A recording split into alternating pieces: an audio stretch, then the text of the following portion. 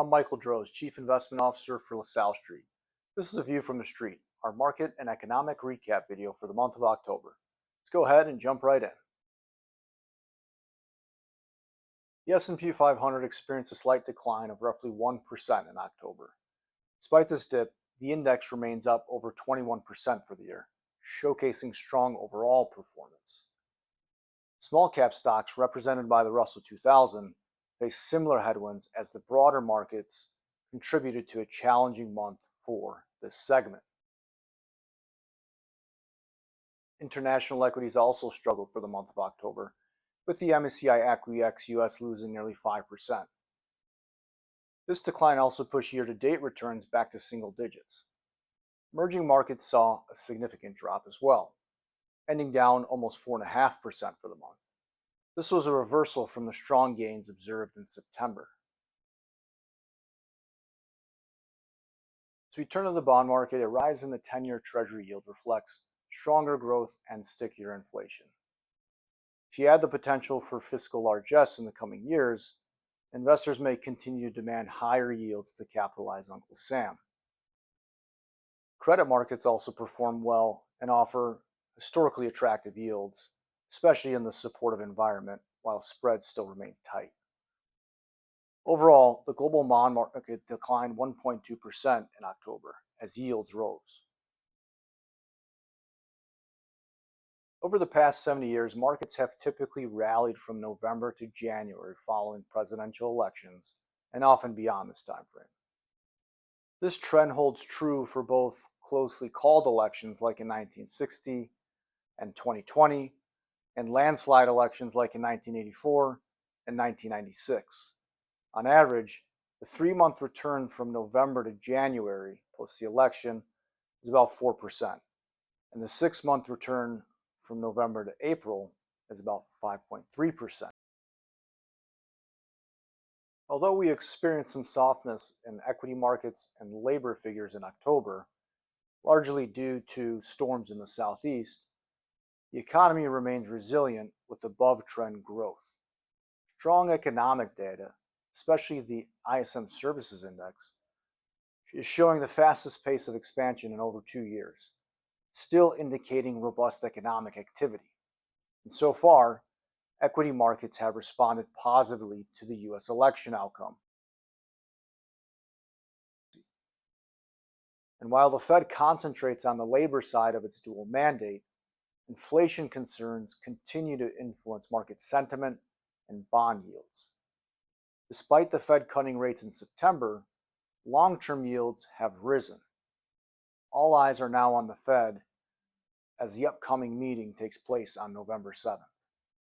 The initial bond market reaction following the President Trump victory and Republican Congress sweep suggests that inflation may not sustainably return to target. Fixed income markets are now pricing in higher growth and inflation and larger fiscal deficits, which could affect the role of bonds in portfolios. As we approach the end of the year, we favor risk assets over defensive ones and fixed income. In particular, we prefer US-based companies, both large and small, due to robust earnings, a favorable global liquidity backdrop, a monetary policy normalization, all providing a positive tailwind.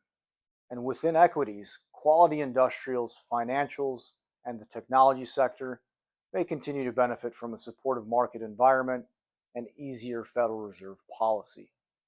International equities could also benefit from a more accommodative local monetary policy in the near term, though regulatory risks in the Eurozone continue to remain a hurdle for long-term growth prospects. In emerging markets, the People's Bank of China is focused on reviving their ailing economy and property sector. The Chinese manufacturing PMI recently hit a 6-month high, indicating modest growth with increases in services and the composite PMI as well. Sources indicate a fiscal stimulus package of around $1.4 trillion is being finalized and will be announced soon. This, intended to be spread over 3 years, should boost local government demand, adding roughly 2.5% to 3% to China's GDP annually, although it lacks significant direct stimulus to consumers.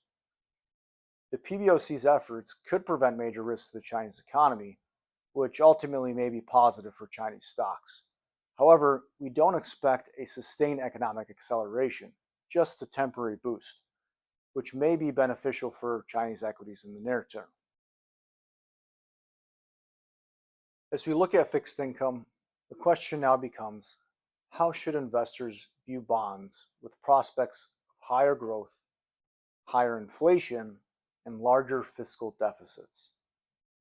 Are bonds viewed as a stable income provider, essentially giving regular interest payments, or are you using them to hedge equity market volatility, similar to the traditional 60-40 portfolio?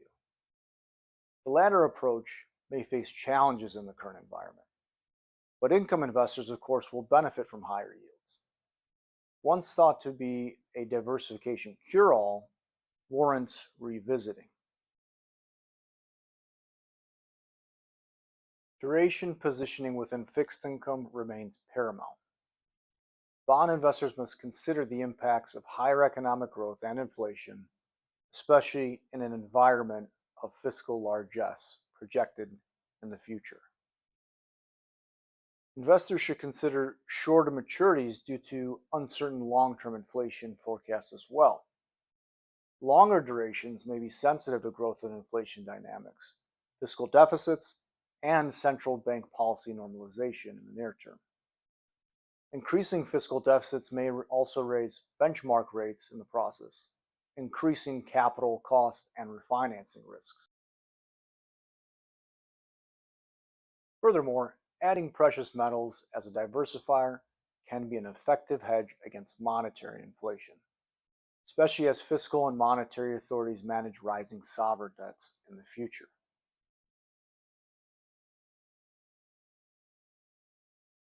In conclusion, despite October's challenging month for equities and bonds, the outlook for risk assets remains positive. For fixed income, ask yourself the question why you're investing in fixed income. Is it an income stabilizer, or is it a portfolio diversifier? The latter should likely be revisited. Thanks for watching, and be sure to stay tuned for our next market update.